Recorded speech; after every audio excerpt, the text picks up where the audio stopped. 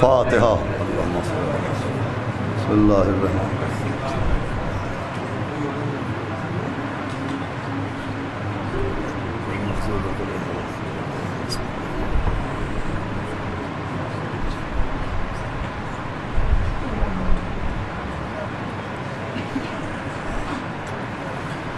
اعوذ باللہ السمیع العلی العظیم من الشیطان اللعین الرجیم، بسم اللہ الرحمن الرحیم، الحمدللہ رب العالمین، الصلاۃ والسلام علی سیدنا و نبینا و شفیعنا و طبیب قلوبنا ومولانا ومقتدانا بالقاسم محمد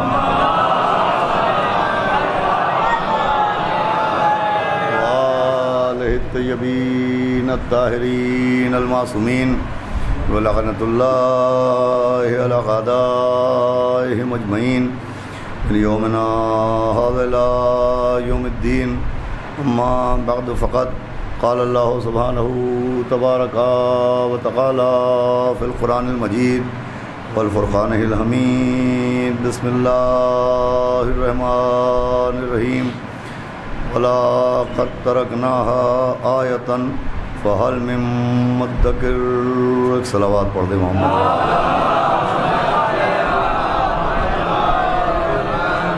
قابل قدر حضرات سوگوارانوں، ماتمدارانوں، عزادارانوں، سرکار سید الشہداء اور پرساداران امام حسن عسکری علیہ السلام، ادا خانہ شبیر و صفدر مرحوم میں 30 سفر سے جاری اس عشرہ مجالس میں مسلسل سبب عذاب اور ذریعہ نجات کے عنوان سے گفتگو کا سلسلہ جاری و ساری ہے، جس میں بطفیل چہاردہ معصومین علیہم السلام اور خصوصاً بتائید و بتوفیق معصوم عالم حضرت بطول بنت رسول جناب فاطمہ الزہرا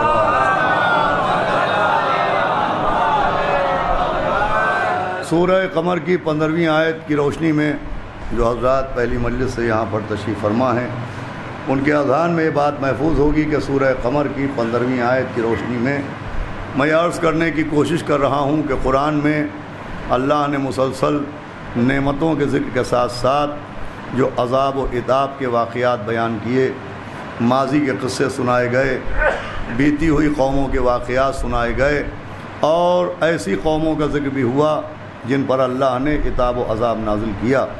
تو یہ جو قرآن میں عذاب و عذاب کا تذکرہ ہے، اس کا مقصد یہ ہے کہ خود سورہ قمر کی اس دعوت کے آیت کے ذریعے دعوت نصیحت دی جا رہی ہے، اور اس کا مقصد یہ ہے کہ انسان قرآن کے یہ واقعات پڑھنے کے ساتھ ساتھ غور کرے کہ آخر وہ اللہ جو رحمان و رحیم ہے، وہ کیوں کر قوموں کے لیے قہار و جبار ہو جاتا ہے۔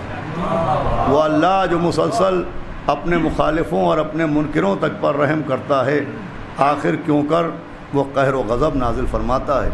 بھئی یہ بات قابل غور ہے، قابل فکر ہے کہ اسباب عذاب کو سمجھنا چاہیے کہ آخر اللہ کی جانب سے عذاب و عتاب کیوں آتا ہے۔ اس لیے کہ اللہ قہار و جبار ہے، میں شاید پہلی یا دوسری مجلس میں وضاحت کر چکا ہوں، لیکن اس نے سب سے زیادہ اپنی صفت رحمانیت کو بیان کیا ہے کہ وہ رحمان و رحیم ہے، اور دونوں صفتیں قرآن میں بیان ہوئیں۔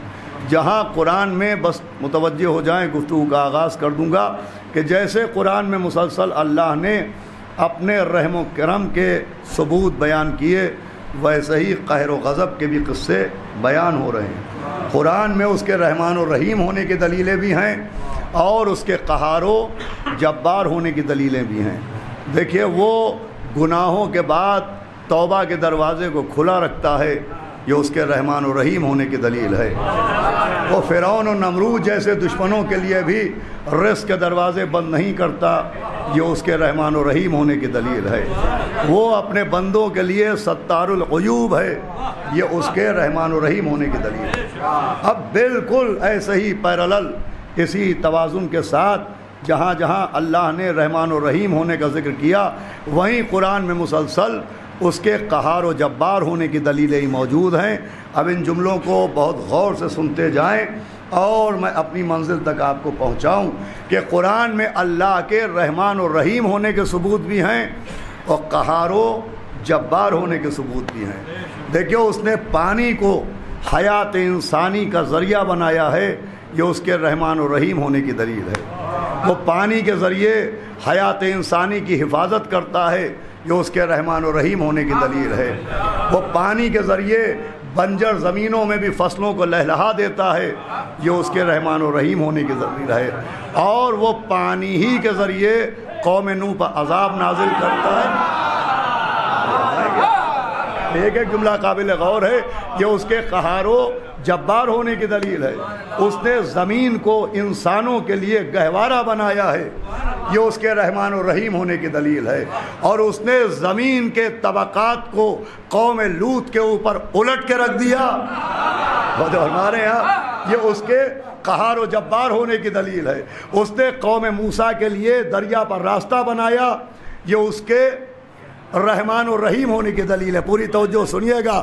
اور اسی دریا میں فرعون کو غرق کر دیا، یہ اس کے قہار و جبار ہونے کی دلیل ہے۔ بھائی یہ جملہ سب سے خاص ہے، یہ اس کے قہار و جبار ہونے کی دلیل ہے۔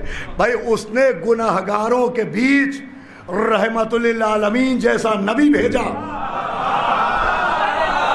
سنیے گا، اس نے گناہگاروں کے بیچ رحمت للعالمین جیسا نبی بھیج دیا، یہ اس کے رحمان اور رحیم ہونے کی دلیل ہے۔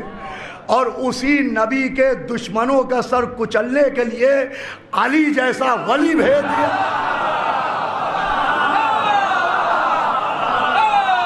ہمارے صلوات بھیجے محمد و آل محمد۔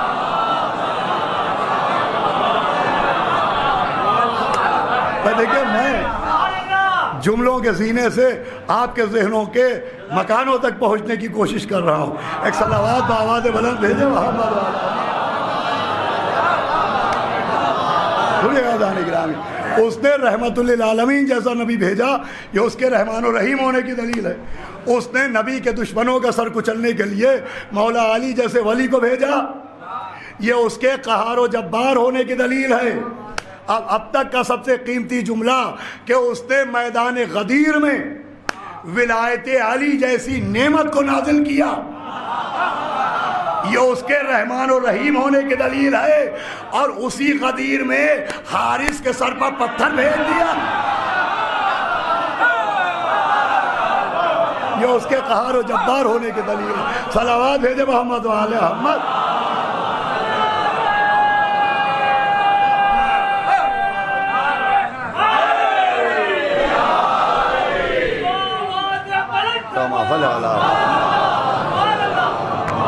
رسول اعظم کرام، پوری توجہ چاہتا ہوں، میرے ذہن سے جڑ جائیں۔ ایک بہت اہم نتیجہ آج کی مجلس میں بھی انشاءاللہ آپ کی خدمت پہ حاضر کروں گا۔ اللہ رحمان و رحیم ہے، اس کی دلیلیں بھی ہیں، وہ اللہ قہار و جبار ہے، اس کی دلیلیں بھی ہیں۔ اسی لیے اس نے اپنے نبی کے لیے 2 لقب منتخب کیے، اپنے نبی کو بشیر بھی کہا اور اپنے نبی کو نذیر بھی کہا۔ بھائی اس نے اپنے نبی کو بشیر بنا کے بھیجا، یہ اس کے رحمان و رحیم ہونے کی دلیل ہے۔ وہ اپنے نبی کو نذیر بنا کے بھیجا، یہ اس کے قہار و جبار ہونے کی دلیل ہے۔ بشیر کا مطلب ہے خوشخبری دینے والا، بشارتیں سنانے والا، اور نذیر کا مطلب ہے عذابوں سے ڈرانے والا۔ صلوات بھیجے محمد و آل محمد۔ بھائی پوری توجہ رکھیے گا، اس نے اپنے حبیب کو بشیر بھی بنایا اور نذیر بھی بنایا۔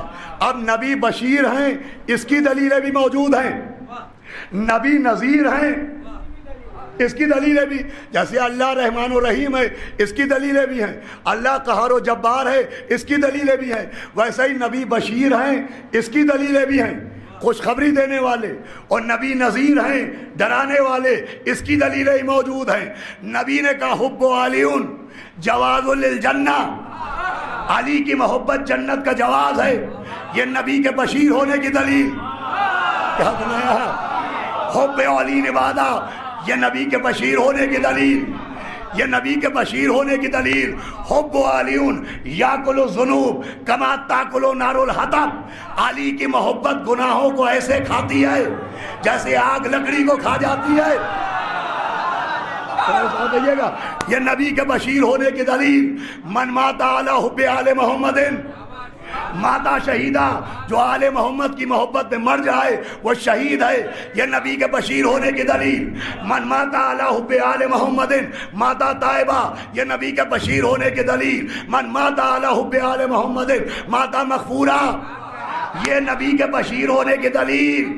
اور نبی نے فرمایا کہ اے علی، کوئی جناب نو جتنی زندگی پائے اور سجدے کرتے کرتے زمین میں کیل کی طرح گڑ جائے اور نمازیں پڑھتے پڑھتے اس کی کھال لکڑی کی طرح سخت ہو جائے اور وہ کوہ ابو قبیس کے برابر سونا لے جا کے غریبوں میں تقسیم کرائے اور لباس حج پہنے صفا و مروہ کے بیچ میں سعی کرتا ہوا مظلومی کے عالم میں مار ڈالا جائے، مگر اے علی، اگر اس کے دل میں آپ کی محبت نہیں،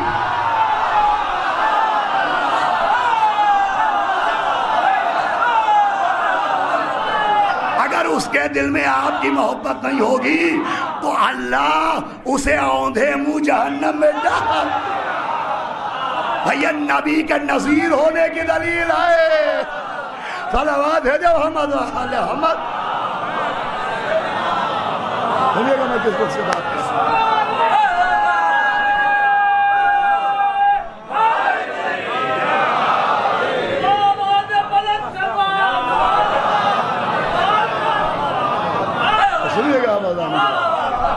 میں آپ کو کہاں پہنچانا چاہ رہا ہوں؟ قبر میں سانپ و بچھو آئیں گے، نبی نے فرمایا نذیر ہونے کی دلیل، اور محب علی کی قبر میں علی آئیں گے، یہ بشیر ہونے کی دلیل۔ یہ جملہ چاہے یہاں سمجھیے چاہے گھر جا کے سمجھیے، دشمن علی کی قبر میں منکر نکیر آئیں گے، یہ نذیر ہونے کی دلیل ہے، اور مبشر بشیر آئیں گے۔ بھائی صلوات بھیجے محمد محمد۔ بھئی یہ جو کہا جاتا ہے قبر میں منکر نکیر آئیں گے، تو منکر نکیر دو فرشتوں کا نام ہے، مگر یہی منکر نکیر محب علی ہوگا تو مبشر بشیر کہلائیں گے، اللہ کے جنت کی بشارت دیں گے، اور دشمن علی ہوگا تو یہی جہنم کی بشارت دیں گے، کیونکہ وہ منکر نکیر ہیں۔ توجہ فرما رہے ہیں آپ؟ تو دونوں دلیلیں موجود ہیں عزیزان گرامی، جیسے اللہ کے رحمان و رحیم ہونے کی اور قہار و جبار ہونے کی دلیلیں ہی موجود ہیں۔ سنیے گا آپ متوجہ ہو گئے۔ ویسے ہی نبی بشیر ہیں، اس کی دلیلیں بھی ہیں، نبی نذیر ہیں، اس کی دلیلیں بھی ہیں۔ یہ قرآن میں پیرالل ہے، پیرالل، اس کی رحمت کی دلیلیں بھی اور غیظ و غضب کی دلیلیں بھی۔ یہ اس لیے ہیں کہ مومن کے ترازو کے دونوں پلے برابر رہیں۔ بھئی بہت قیمتی جملہ ہے، اور یہ تو مجھے یقین ہے کہ سب تک نہیں پہنچے گا۔ صلوات بھیجے محمد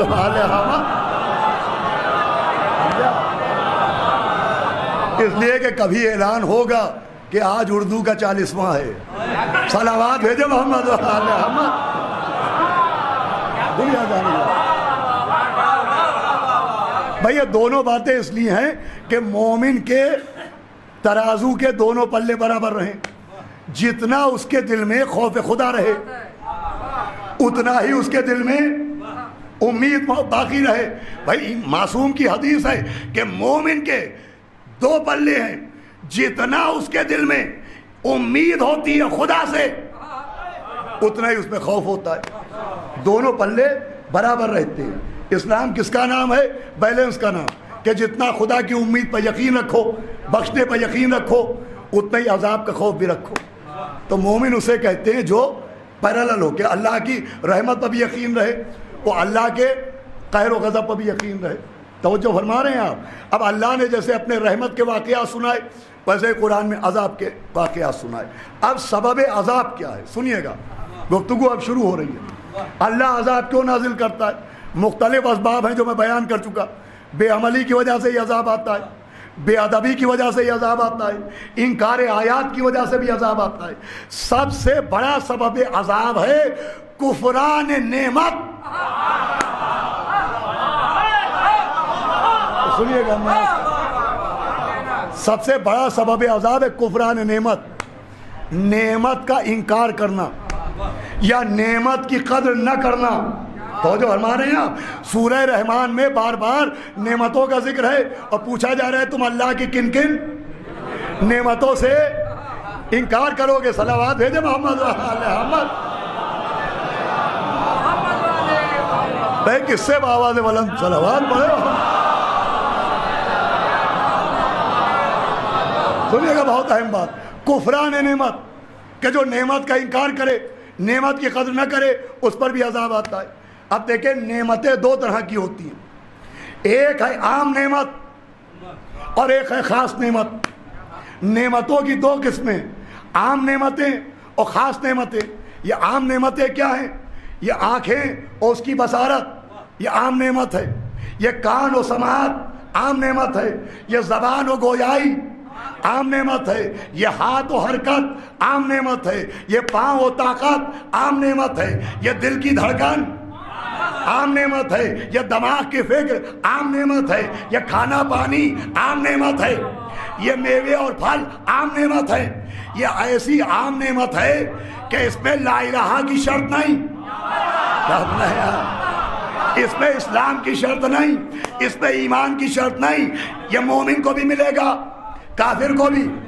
یہ نعمت دیدار کو بھی ملے گی، بے دین کو بھی۔ صلوات بھیجے محمد۔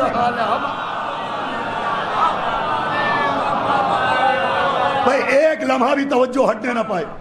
یہ عام نعمت ہے، یہ مومن کو بھی، منافق کو بھی، مسلم کو بھی، کافر کو بھی۔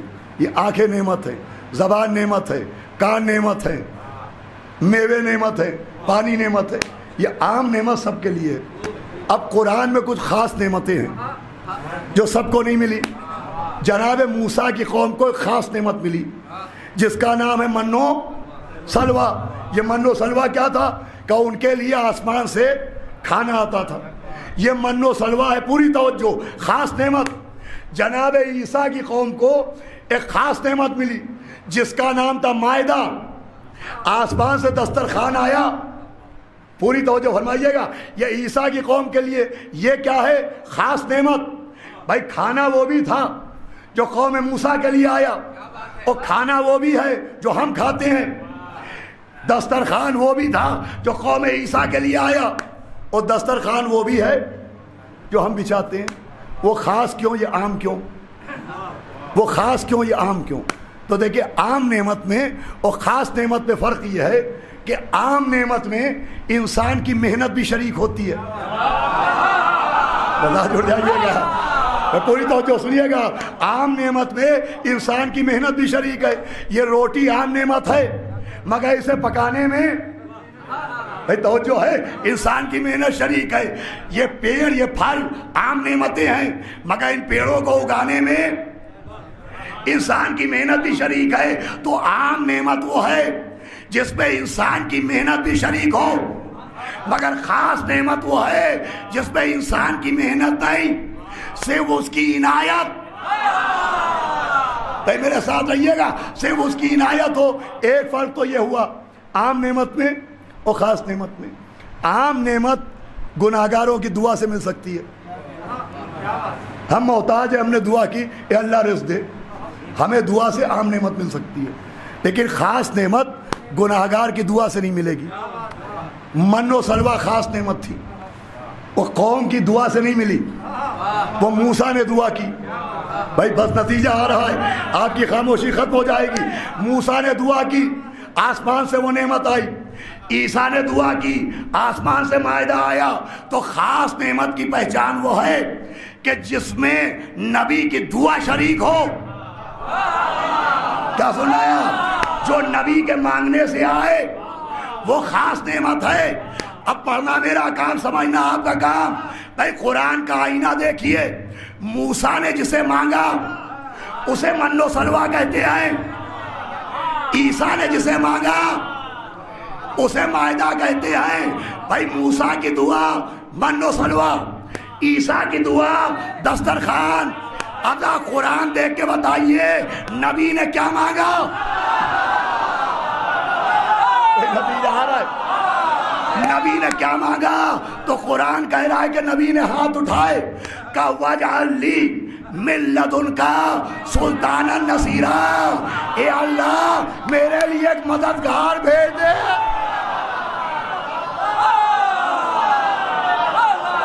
تو جو ہے آپ کی، میرے لیے ایک مددگار بھیج دے۔ تو بھائی موسیٰ کی دعا کو من و سلوہ کہتے ہیں، عیسیٰ کی دعا کو مائدہ کہتے ہیں، نبی کی دعا کو علی کہتے ہیں۔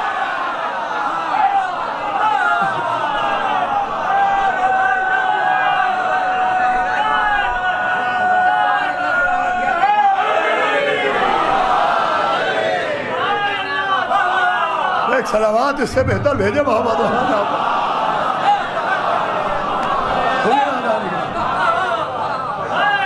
میں ہوا میں باتیں کرنے کا عادی نہیں ہوں، میں دلیلوں کے ساتھ بات کر رہا ہوں۔ نبی نے دعا مانگی اللہ میرے لیے ایک مددگار بھیج دے۔ نبی نے اللہ سے مدد نہیں مانگی، مددگار مانگا۔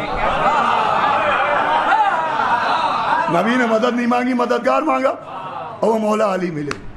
تو موسیٰ نے جس کے لیے دعا مانگی وہ من و سلوہ، وہ کیا ہے؟ خاص نعمت۔ عیسیٰ نے جو دعا مانگی وہ کیا ہے؟ خاص نعمت۔ تو نبی نے جسے مانگا، بھائی اب چاہے جیسا سنیے گا، وہ بھی خاص نعمت ہے۔ بھائی من و سلوہ اپنی جگہ، مائدہ اپنی جگہ، یہ علی اللہ کی اس خاص نعمت کا نام ہے کہ قرآن میں نعمتوں کا ذکر وہی ہے جہاں ذکر علی ہے۔ چاہے جیسا سنیے گا، قرآن میں نعمت کا ذکر وہی ہے جہاں ذکر علی ہے۔ آپ دلیل مانگیے، میں سورہ ارحم سناؤں، اہدنا الصراط کیا سنایا؟ اہدنا الصراط المستقیم، یہ علی کا ذکر ہے۔ صراط الذین انعمت علیہم۔ ابھی بات مکمل نہیں ہوئی، تھوڑا سا معیار سماعت کو بلند کر کے سنیے۔ آج ایک صلوات بآواز بلند پڑھے محمد۔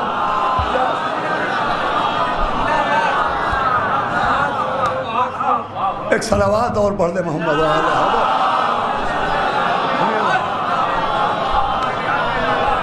بھائی توجہ فرمانے، اہدنا الصراط المستقیم۔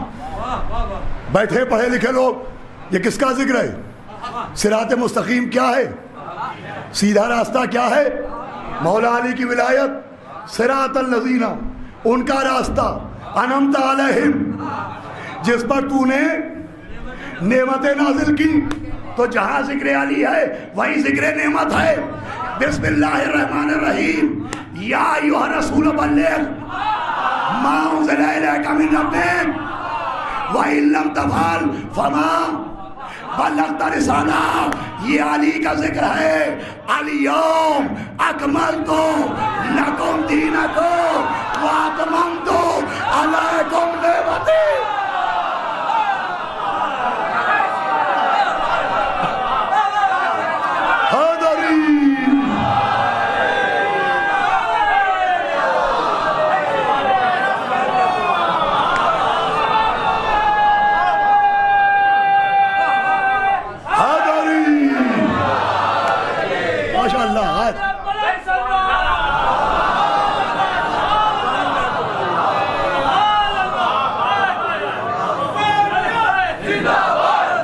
ماشاء اللہ۔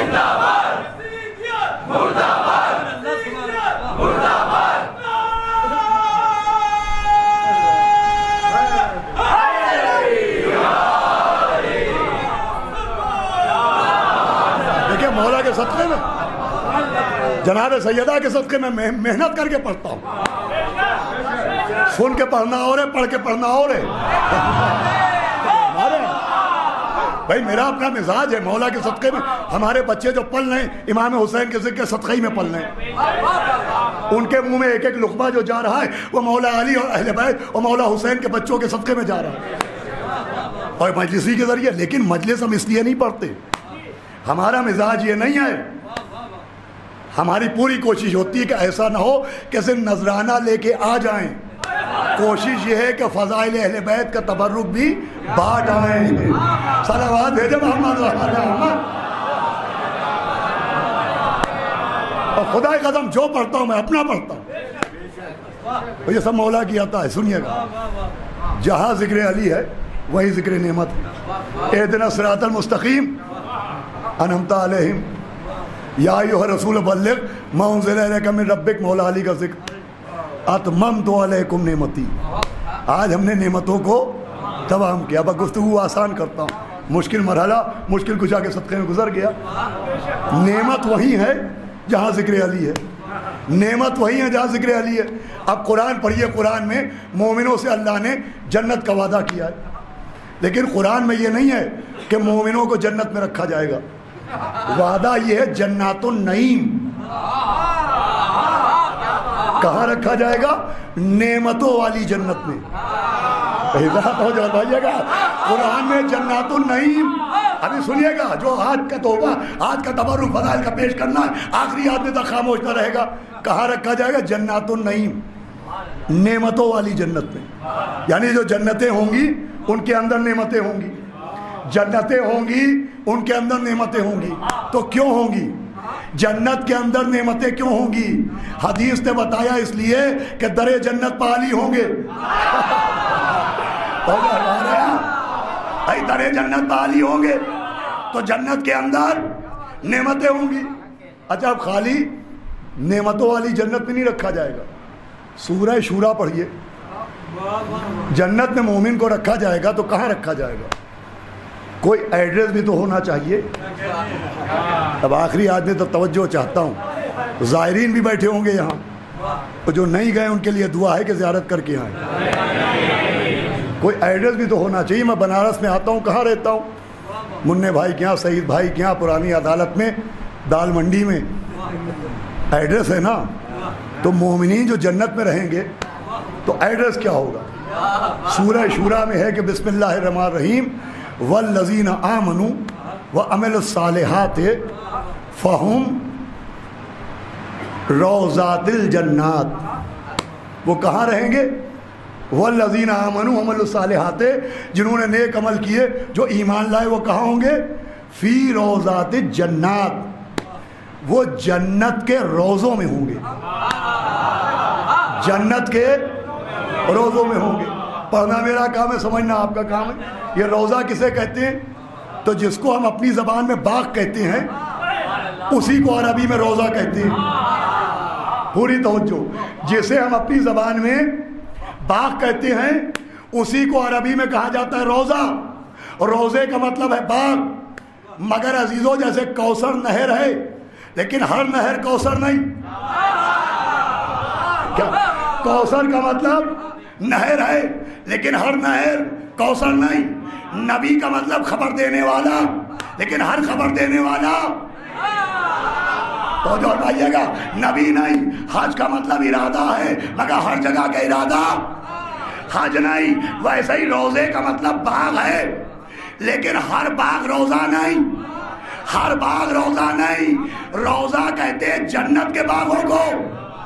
روزہ کہتے ہیں جنت کے باغوں کو. تو جنت کے باغ کو قرآن نے روزہ کہا. یہاں سے ظاہر گئے, کربلا پہنچے, نجف پہنچے, سامرا پہنچے, مشہد پہنچے. ہم نے کہا کہاں گئے تھے؟ کہ روضہ امام حسین, روضہ مولا علی. پوری توجہ چاہتا ہوں.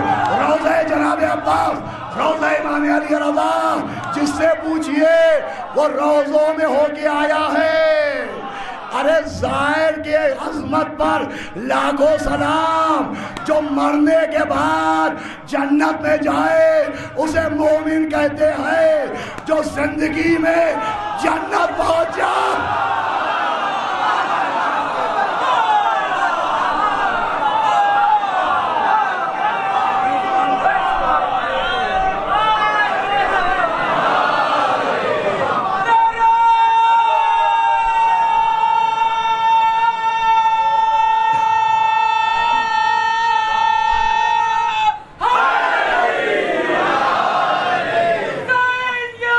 زندہ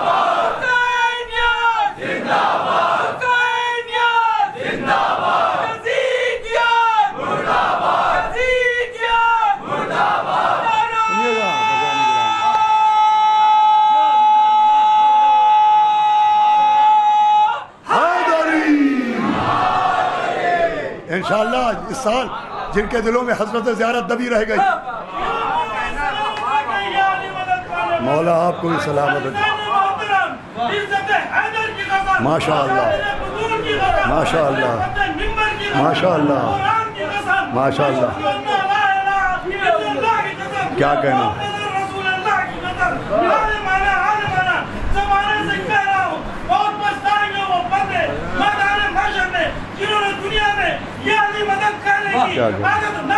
کیا کہنا۔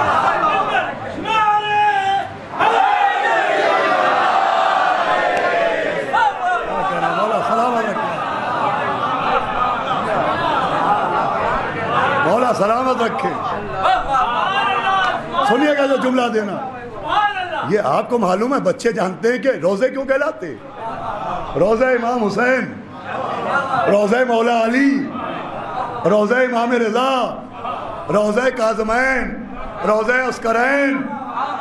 یہ روزے اس لیے کہلاتے کہ جنت کے باغ ہیں جو اللہ نے زمین پہ لگا دیے، جنت کے باغ ہیں جو اللہ نے زمین پر لگا دی۔ اب چاہے جیسے سنیے گا، ابھی اللہ کے رحمان و رحیم ہونے کی کیا دلیل بیان کی؟ وہ ستار العیوب ہے، یہ اس کے، میرے ساتھ رہیے گا، رحمان و رحیم ہونے کی دلیل۔ اس نے پانی کو ذریعہ حیات بنایا، رحمان و رحیم ہونے کی دلیل۔ اس نے نبی کو رحمت للعالمین بنایا، اس کے، بھائی میرے ساتھ بولیے، رحمان و رحیم ہونے کی دلیل۔ اس نے مولا علی جیسا ولی بھیجا، یہ رحمان و رحیم ہونے کی دلیل۔ ارے اس نے جنت کو زمین پر اتار دیا، یہ اس کے رحمان و رحیم۔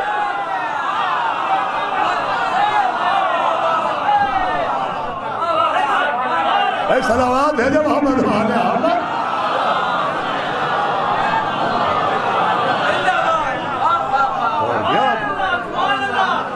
لوگ کہتے ہیں ہم توحید کو نہیں مانتے، ارے ہم سے زیادہ توحید کو کون مانے گا؟ اس لیے کہ سب سے زیادہ توحید کی دلیلیں ہمارے پاس ہیں۔ یہ بھی اللہ کے رحمان و رحیم ہونے کی دلیل ہے کہ ظاہر کو اسی زندگی میں جنت کے باغوں کی ہوا کھلا دی جاتی ہے۔ یہ نجف سے کربلا، کربلا سے سامرا، سامرا سے کاظمین، کاظمین سے مشہد، یہ سب جنت کے باغ ہی باغ ہیں۔ اور جنت کے باغوں کی ہوا میں شفا ہے۔ جنت کی ایک خصوصیت یہ ہے کہ جنت میں بیماری نہیں ہے۔ آپ سمجھے، اتنا بڑا مجمع چہلم میں جا کے بھی بیمار کیوں نہیں؟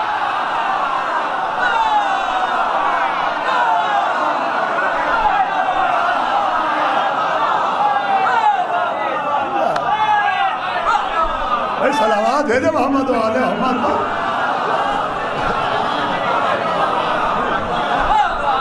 سنیے گا جو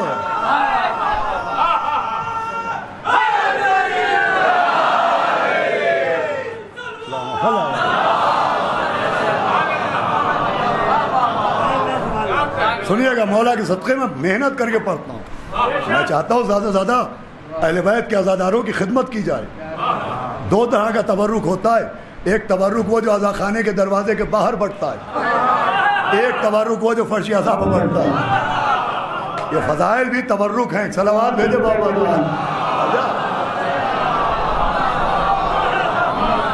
سنیے گا عزیزان کرام، مولا سب کو سلامت رکھیں۔ یہ جنت کے باغ ہیں۔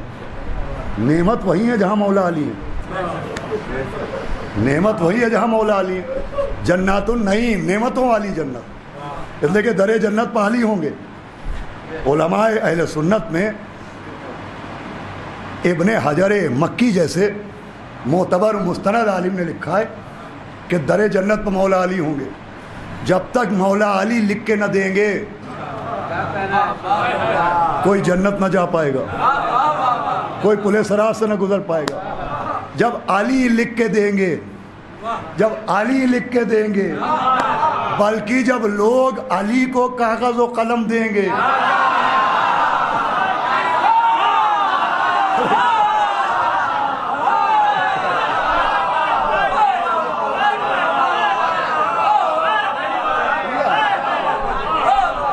مولا علی کو کاغذ و قلم دینا پڑے گا۔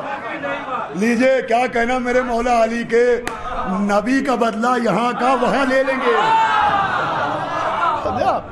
جب مولا علی لکھ کے دیں گے، اب میں کوئی عالم الغیب تو ہوں نہیں، مجھے پتہ ہی نہیں کہ میرا مولا کس کو لکھ کے دے گا؟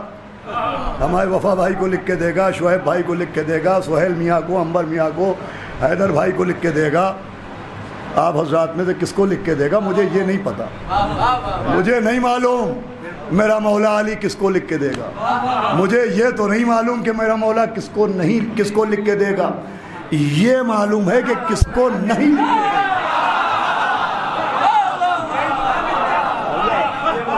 کم سے کم اس کو تو نہ لکھ کے دے گا جس نے لکھنے کے لیے نبی کو کاغذ ہو قلم نہ دیا۔ صلوات بھیجے محمد و آل محمد۔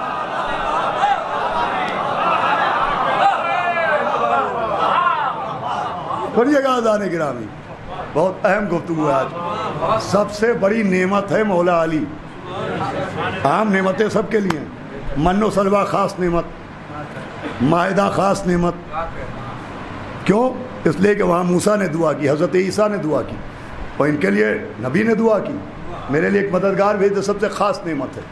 اور نعمت کی اتنی اہمیت ہے کہ قرآن میں چھوٹا تو سورہ تکاثر، داخل بھائی، عالم بھائی، سورہ تکاثر ہے۔ سورہ تکاثر کی آخری آیت کا آخری فقرہ ہے کہ یومئذ عن النعیم، پوری آیت نہیں، آخری فقرہ ہے کہ محشر کے دن لوگوں سے نعمتوں کے بارے میں سوال ہوگا۔ محشر میں عن النعیم، نعمتوں کے بارے میں تھکے تو نہیں آپ؟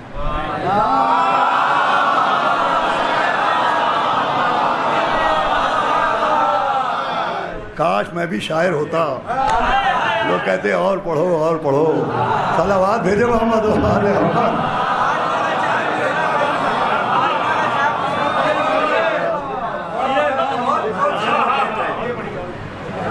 عن النعیم، یہ تو سب متوجہ کرنے کے طریقے ہیں، ماشاءاللہ آپ محبت سے سنتے ہیں۔ تو میں کیا عرض کر رہا تھا؟ یومئذ عن النعیم، سورہ تکاثر میں آخری فقرہ ہے کہ نعمتوں کے بارے میں پوچھا جائے گا۔ تو اب ہمارے آپ کے چھٹے امام جعفر صادق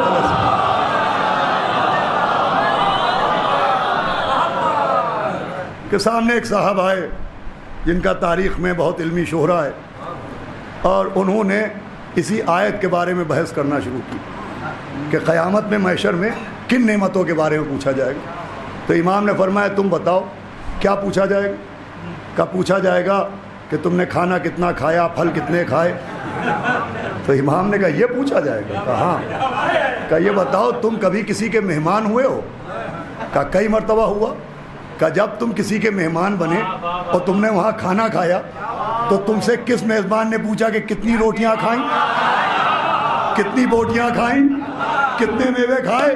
کہا کسی نے نہیں پوچھا۔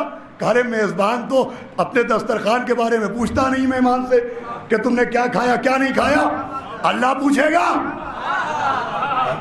بھائی میزبان کا ضرب اجازت نہیں دیتا کہ وہ مہمان سے پوچھے آپ نے کیسو گرام کھایا،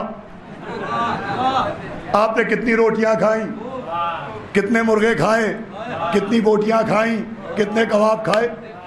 کہا اللہ پوچھے گا، اللہ پوچھے گا۔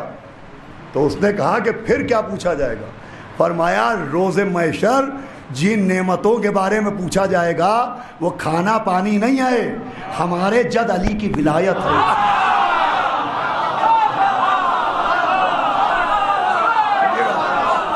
فرمایا وہ ہمارے جد مولا علی کی ولایت ہے۔ بھائی جملوں کو بدل کے عرض کروں کہ روز محشر دسترخوان والی نعمت کے بارے میں نہیں پوچھا جائے گا، غدیر کے میدان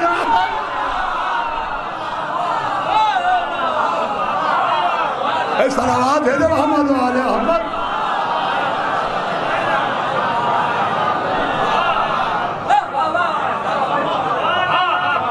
ہمارے جد مولا علی کی ولایت ہے کہ جس کے بارے میں پوچھا جائے گا، سوال کیا جائے گا۔ مولا علی کی ولایت سب سے بڑی نعمت ہے۔ بس آخری منزل عزیزوں گفتگو تمام ہوتی ہے، کفران نعمت کی وجہ سے عذاب آتا ہے، اور سب سے بڑی نعمت مولا علی کی نعمت ہے، مولا علی کی ولایت۔ مولا علی خود سب سے خاص نعمت ہے۔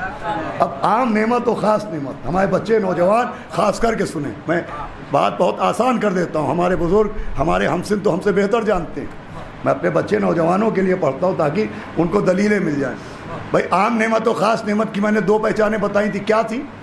عام نعمت وہ ہے کہ جس میں انسان کی محنت شریک ہے. خاص نعمت کیا ہے؟ جس میں انسان کی محنت شریک نہیں، صرف اللہ کی عنایت شریک ہے. عام نعمت گناہگار کی دعا سے مل جاتی ہے، مگر خاص نعمت سے معصوم کی نبی کی دعا سے ملتی ہے.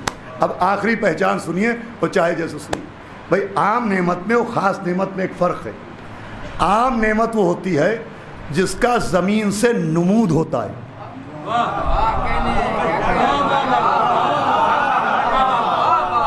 میرے مولا مجھے مدد کیجئے کہ یہ جملہ ہمارے بچے سمجھ جائیں. ہندی میں لکھ کے اردو پڑھنے والے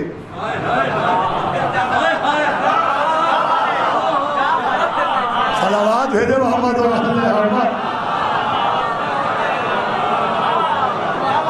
ایک اور بابا نے بنا صلوات بھیجے محمد.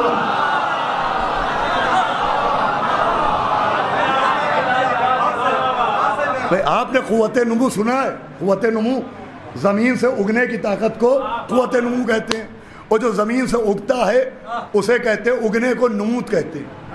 تو عام نعمت وہ ہے جس کا زمین سے نمود ہوتا ہے. روٹی گیہوں سے بنتی ہے، گیہوں کا زمین سے نمود ہوتا ہے. پھل پیڑ میں ہوتے ہیں، پیڑ کا زمین سے نمود ہوتا ہے.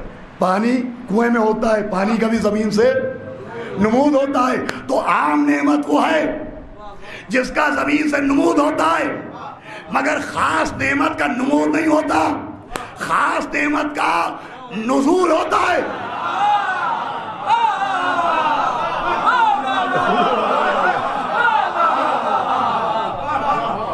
خاص نعمت کا نمود نہیں ہوتا، خاص نعمت کا نزول ہوتا ہے. قرآن پڑھیے، من و سلوہ زمین سے نمود نہیں ہوا، آسمان سے نمود ہوا. مائدہ، دسترخوان، یہ بات میں کئی سال پہلے پڑھ چکا ہوں، لیکن میں نے کہا نہیں ابھی کہ بیچارہ ذاکر ماشاء اللہ شاعر، اہل بیت نے ان لوگوں کو نوازا ہے، کیوں نہ ہوگا. یہ ان کی قسمت ہے کہ ان سے تو کہا جاتا ہے صاحب فلاں شعر پڑھ دیجئے اور فلاں قطعہ پڑھ دیجئے. ہم سے آج تک کوئی نہیں کہتا فلاں مجلس پھر سے پڑھ دیجئے، فلاں نقطہ پھر سے پڑھ دیجئے. صلوات بھیجے محمد و آل محمد.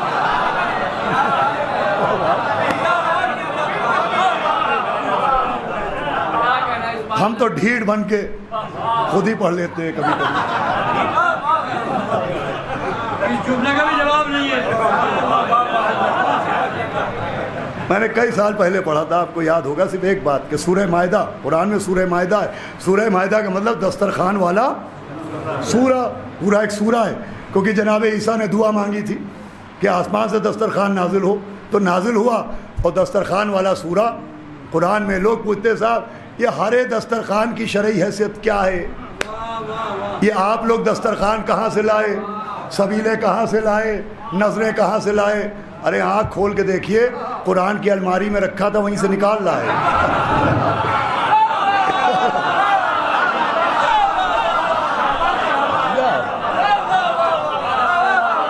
سورہ مائدہ دسترخوان والا سورہ. اور جناب عیسیٰ کی دعائیں بسم اللہ الرحمن الرحیم، الہنا و ربنا انزل علینا مائدۃ من السماء، کہ میرے اللہ، اے میرے رب آسمان سے ہمارے لیے دسترخوان نازل کر. اور پھر دسترخوان نازل ہوا. اور یہ جو پڑھا تھا وہی پڑھ رہا ہوں میں کہ دسترخوان نازل ہوا. اور کیا کیا اس دسترخوان میں آیا یہ بھی ہے، وہ ڈشز بھی ہیں. لکھا ہے کہ 5 روٹیاں آئیں، بھنا ہوا گوشت آیا، تلی ہوئی مچھلی آئی، سجا ہوا سرکہ آیا، اور کونے میں رکھا ہوا نمک آیا. روٹیاں بھی 5 آئیں، ڈشیں بھی 5 آئیں.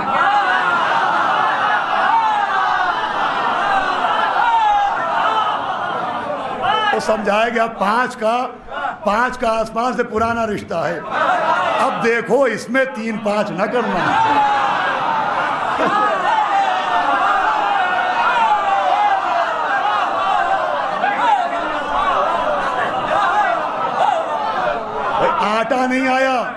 آٹا نہیں آیا، پکی پکائی روٹیاں آئیں. گوشت نہیں آیا، بھنا بھنایا، روسٹڈ اسے کہتے ہیں، روسٹڈ آیا. تلی ہوئی مچھلی آئی، سرکہ آیا، نمک آیا. یہ تفسیر قرآن ہے. تفسیر قرآن بالرائے حرام ہے ہماری شریعت میں، ہمارے فقہ میں بالرائے حرام ہے. کسی آیت کے لیے ہم یہ نہیں کہہ سکتے کہ ہمارا دل یہ کہتا ہے. غیروں میں اور ہم میں یہی فرق ہے. وہاں یہ دیکھا جاتا ہے کہ دل کیا کہہ رہا ہے, ہمارے یہاں دیکھا جاتا ہے آیت کے لیے امام کیا کہہ رہا ہے, معصوم کیا کہہ رہا ہے. توجہ فرما رہے ہیں آپ. تو بھنا بھنایا گوشت روسٹڈ آیا, تلی تلائی مچھلی آئی, پکی پکائی روٹیاں آئیں, سرکہ آیا, نمک آیا, مگر منکر ذوالفقار کی سمجھ میں نہیں آیا.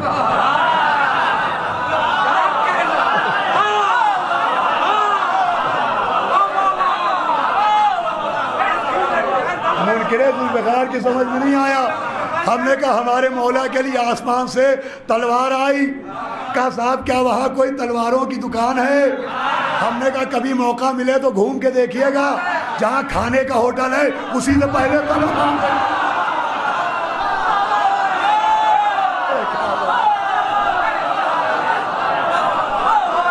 صلوات بھیجو محمد و آل محمد.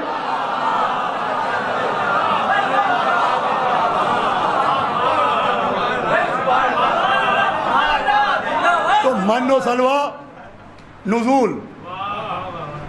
سورہ مائدہ, مائدہ کیا ہے؟ دسترخوان. انزل علینا, ہم پر نازل کر. خاص نعمت کی پہچان کیا؟ گفتگو تمام ہو رہی ہے 2 منٹ میں. عام نعمت وہ ہے جس کا زمین سے نمود ہوتا ہے. میرے بچوں, میرے نوجوانوں, تم سننا, تمہارے لیے محنت کر رہا ہوں. اور خاص نعمت کیا ہے؟ جس کا آسمان سے نزول ہوتا ہے. بھائی خاص نعمت کی پہچان یہ ہے کہ اس کا زمین سے نمود نہیں ہوتا, آسمان سے نزول ہوتا ہے. من و سلوہ کا نمود نہیں, نزول ہوا. مائدہ کا نمود نہیں, نزول ہوا. اب آؤ غدیر میں, یا ایھا الرسول بلغ ما انزل الیک من ربک, اے میرے نبی پہنچا دیجئے جس کا آپ پر نزول کیا ہے.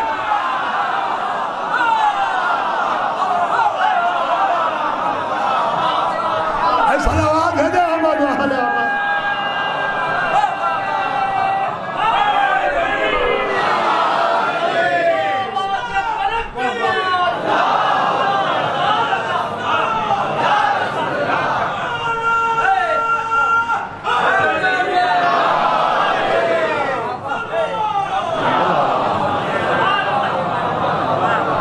یہ طے ہو گیا نا, یا ایھا الرسول بلغ ما انزل الیک من ربک, جو آپ کے رب کی جانب سے نازل کیا جا چکا ہے. تو مولا علی کی ولایت بھی نمود کا نتیجہ نہیں ہے. آخری جملہ, گفتگو تمام. نمود کا نتیجہ نہیں ہے, کاہے کا نتیجہ ہے؟ نزول کا. تو جیسے من و سلوہ خاص نعمت کیونکہ نزول, مائدہ خاص نعمت کیونکہ نزول, تو مولا علی کی ولایت بھی خاص نعمت کیونکہ نزول. مگر عزیزو ایک فرق ہے, من و سلوہ بھی خاص نعمت ہے, مائدہ بھی خاص نعمت ہے. جنہوں نے ان خاص نعمتوں کا انکار کیا ان پر بھی عذاب آیا, مگر فوراً نہیں آیا. مگر علی کی ولایت وہ خاص نعمت ہے کہ جس نے جہاں انکار کیا وہی عذاب.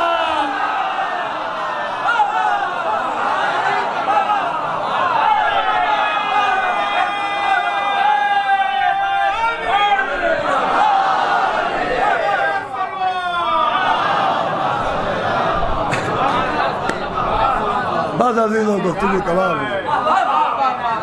اب کل شب کی آخری مجلس ہوگی, دیکھیے اللہ کیا پڑھوائے اور جناب سیدہ کا کیا حکم رہے. یہ سب سے خاص نعمت ہے, سب سے خاص نعمت ہے. میں اپنے بچوں سے کہوں گا, نوجوانوں سے کہوں گا, سنو, جب تم نماز پڑھتے ہو تو اللہ کا شکر ادا کرتے ہو, اور ہم آپ بھی اس جملے میں شریک ہیں. ہم اللہ کا شکر ادا کرتے ہیں. عزت ملی ہم نے شکر ادا کیا, عہدہ ملا ہم نے شکر ادا کیا, منصب ملا ہم نے شکر ادا کیا, عزت ملی ہم نے شکر ادا کیا, دولت ملی ہم نے شکر ادا کیا. سب سے زیادہ شکر اس بات کا ادا کرنا چاہیے کہ علی کی ولایت جیسی نعمت مل گئی.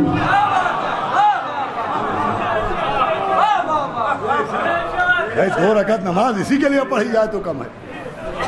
ہزاروں سجدے اسی کے لیے اللہ کے کیے جائے تو کم ہے کہ مولا علی کی ولایت جیسی نعمت ملی۔ سب سے اہم نعمت ہے کہ حدیث قدسی ہے کہ اے علی، اگر ساری دنیا آپ کی ولایت پر جمع ہو جاتی لما خلقت النار، تو میں جہنم کو خلق ہی نہ کرتا۔ بس عزیزان گرامی، سب سے اہم یہ نعمت ہے اور اللہ کا شکر ادا کرنا چاہیے کہ گھر بیٹھے یہ مولا علی کی ولایت کی نعمت ملی کہ ہم نے مولا علی کو اللہ کا ولی مطلق مانا، اور یہی ہماری پہچان بھی ہے۔ ہم آپ نہ مال و دولت سے پہچانے جاتے ہیں، نہ زمین و جائیداد سے پہچانے جاتے ہیں، نہ باغ و باغات سے پہچانے جاتے ہیں، نہ تاج و تخت سے پہچانے جاتے ہیں۔ ہم پوری دنیا میں دو چیزوں سے پہچانے جاتے ہیں، یا تو علی ولی اللہ سے پہچانے جاتے ہیں یا عزائے حسین سے پہچانے جاتے ہیں۔ یہ دو پہچانے ہیں، یا تو مولا علی کی ولایت سے اور یا مولا حسین کی عزا سے کہ دل کی زینت درد حسینی، سر کی زینت پائے حسین، آنکھ کی زینت خالص آنسو، لب کی زینت ہائے حسین، ہائے حسین، ہائے حسین، ہائے حسین، ہائے حسین۔ محسوس کیجئے تو یہ ایک لفظ نہیں ہے، مرثیہ ہے۔ حسین مرثیہ ہے یہ لفظ۔ کامل الزیارات سب سے پرانی کتاب ہے، 11ویں امام علیہ السلام کے صحابی کی کتاب ہے۔ 11ویں امام علیہ السلام کے شہادت کا عشرہ چل رہا ہے، اس میں ایک روایت ہے، اس روایت کو سننے سے پہلے یہ سمجھیے اور اس بات کو ذرا اپنے دل کو ٹٹولیے تو آپ کو بھی یاد ہو جائے گا۔ ہم اکثر 10 دن بعد، 12 دن بعد، 15 دن بعد مجلس پڑھ کے اپنے گھر گئے۔ جب ہمارے بچے چھوٹے ہوتے تھے تو خاص کر کے ہوتا کہ ہمارا بچہ ہم کو دیکھ کے دوڑا، ہمارا بیٹا ہمیں دیکھ کے دوڑا، تب بیٹے کا نام کچھ اور ہے، لیکن 15 دن بعد، 10 دن بعد ہم نے بیٹے کو دیکھا تو اس کا نام لے کے نہیں پکارا، کہا آؤ میرے لال، آؤ میرے کلیجے، آؤ میرے نور نظر، آؤ میرے لخت جگر۔ یہ نام تو ہیں نہیں بچوں کے، یہ جذبات ہیں جو ان لفظوں کی شکل میں زبان پر جاری ہو جائے۔ یہ آپ نے بھی کیا ہوگا اپنے بچوں کے ساتھ، ہم نے بھی کیا ہے کہ بچوں کو دیکھا تو نام نہیں لیا، آؤ میرے لال، آؤ میرے کلیجے۔ کامل الزیارات میں حدیث ہے کہ ایک دن مولا علی گھر میں داخل ہوئے، ننھا سا شہزادہ حسین باپ کو دیکھ کے دوڑا، تو مولا حسین نے یہ نہیں کہا کہ آؤ میرے حسین، بھئی جملہ اگر سمجھ گئے رونے کو بہت ہوگا، یہ نہیں کہا آؤ میرے حسین، کہا آؤ آؤ مومن کی آنکھ کے آنسو، یا عبرتا مومن، اے مومن کی آنکھ کے آنسو۔ ماشاءاللہ آوازیں بلند ہیں، اور اب بلند ہوں گی تو کب بلند ہوں گی؟ 6 ربیع الاول گزر گئی، کل کی شب رخصت عزا کی شب آ جائے گی، کل کی شب رخصت عزا کی شب آ جائے گی۔ عزیزو رونے پہ عام آمادہ ہے، ابھی میں مولا علی کی ولایت کی بات کر رہا ہوں۔ یہ جس کربلا پہ آپ رو رہے ہیں، جس مظلوم پہ آپ رو رہے ہیں، اس نے پوچھا تھا کہ کیا میں نے حرام کو حلال قرار دیا یا میں نے حلال کو حرام قرار دیا؟ جواب آیا تھا بغضاً لأبی، آپ کو آپ کے باپ کی عداوت، کاہے کی عداوت تھی؟ مولا علی کے اعلان ولایت کی عداوت۔ یہ سارا لشکر جو آیا عداوت ولایت میں آیا، مگر سلام کربلا والوں، ادھر سے عداوت نیزہ لے کے چلی، ادھر سے ولایت علی اکبر کا سینہ لے کے چلی، ادھر سے عداوت گھوڑوں کی ٹاپیں لے کے چلی، ادھر سے ولایت قاسم کا لاشا لے کے آگے، ادھر سے عداوت تلوار لے کے چلی، ادھر سے ولایت عباس کے بازو لے کے آگے، ادھر سے عداوت 3 بھال کا تیر لے کے چلی، ادھر سے ولایت علی اصغر کا گلا لے کے آگے بڑھی۔ اے جملے سنیے گا، ادھر سے عداوت خود خنجر لے کے چلی، ادھر سے ولایت مولا حسین کا سوکھا گلا لے کے چلی، ادھر سے عداوت نیزوں کی انیاں لے کے چلی، ادھر سے ولایت زینب کی چادر لے کے آگے بڑھی، ادھر سے عداوت شمر کا تازیانہ لے کے بڑھی، ادھر سے ولایت پشت سید سجاد لے کے آگے بڑھی، ارے ادھر سے عداوت شمر کا تماچا لے کے بڑھی، ادھر سے ولایت سکینہ کا رخسارہ لے کے۔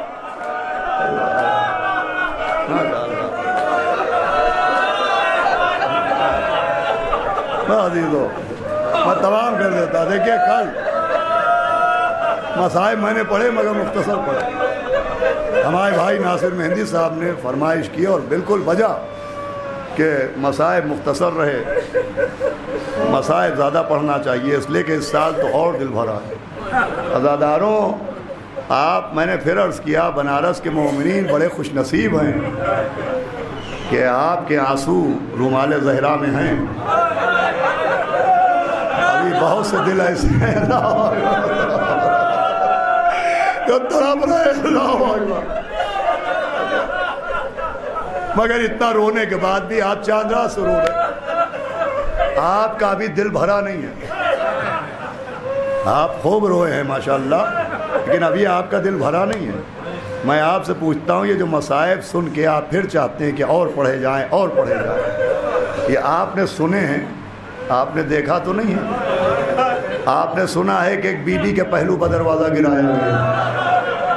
آپ نے سنا ہے کہ اسی زمانے میں جناب محسن مار ڈالے گئے, مولا علی کے سر پر ضربت ماری گئی, مولا حسن کا جنازہ تیروں کی بارش کی گئی, مولا حسین کبھی لاش اٹھائی کبھی رو دیے, اسی شکل میں شاہ دنبر رہے.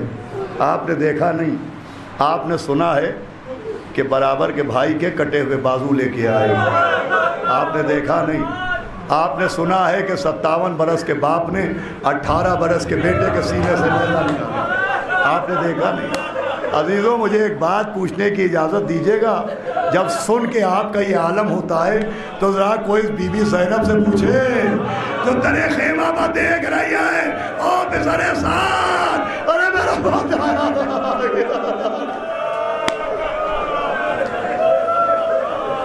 اور عزیزوں دیکھیے ابھی ماشاءاللہ شعراء شعر پڑھ رہے تھے. ہمارے شعیب بھائی بھی اور ہمارے سہیل میاں اور حیدر بھائی بار بار کئی شعر جناب علی اصغر کے سلسلے میں آئے.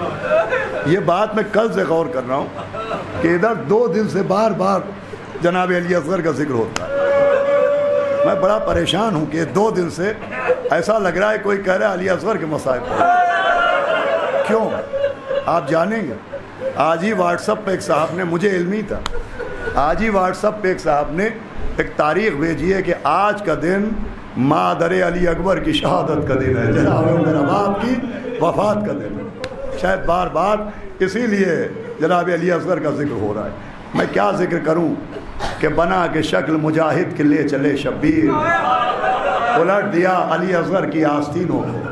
بہت آہستہ پڑھوں گا, 5 منٹ سے زیادہ نہیں, مجلس تمام ہو جائے گی. لے کے پہنچے, سارے سنے ہوئے واقعات ہے, سوال آپ کیا جواب نہ دیا گیا.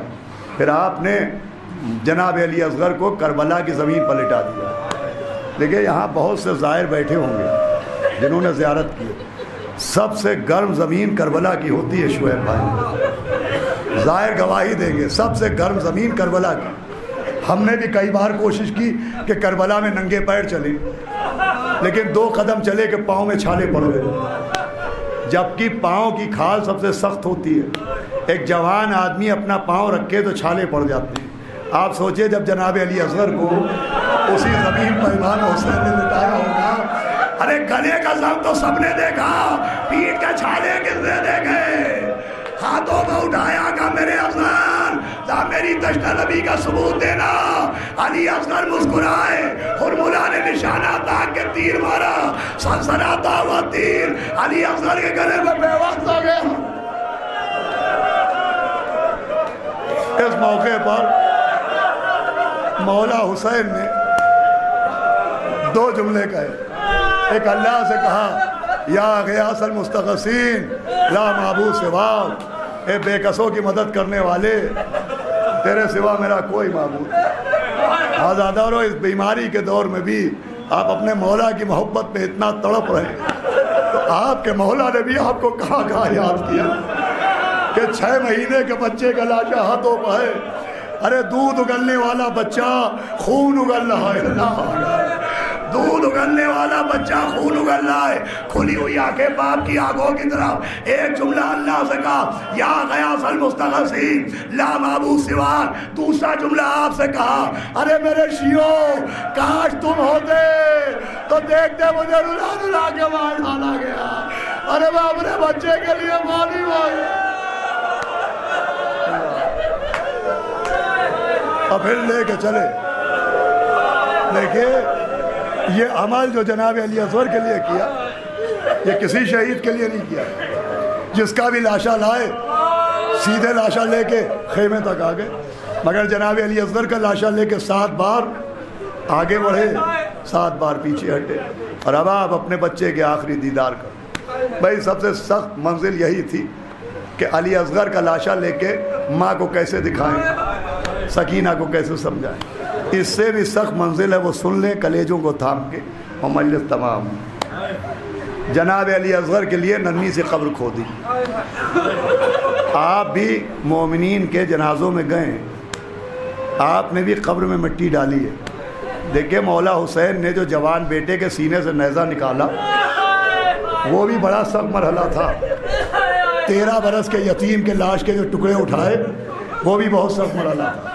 لیکن مجھے لگتا ہے کہ سب سے سخت منزل یہ تھی کہ اب ننھا سا بچہ قبر میں لیٹا ہے، علی اصغر قبر میں لیٹے ہیں، امام حسین نے مٹی دینا شروع کی، ایک مٹھی مٹی اٹھائی، پیروں پر ڈال دی، پاؤں چھپ گئے، رانوں پر ڈالی، رانے چھپ گئی، شکم پر ڈالی، شکم چھپ گیا، سینے پر مٹی ڈالی، سینہ چھپ گیا۔ اب چھوٹے سے پھول سے بچے کا چہرہ نظر آ رہا ہے۔ ذرا سوچئے قلب حسین سے کہ کیسے مٹی اٹھا کے علی اصغر کے چہرے پر ڈالی ہوگی۔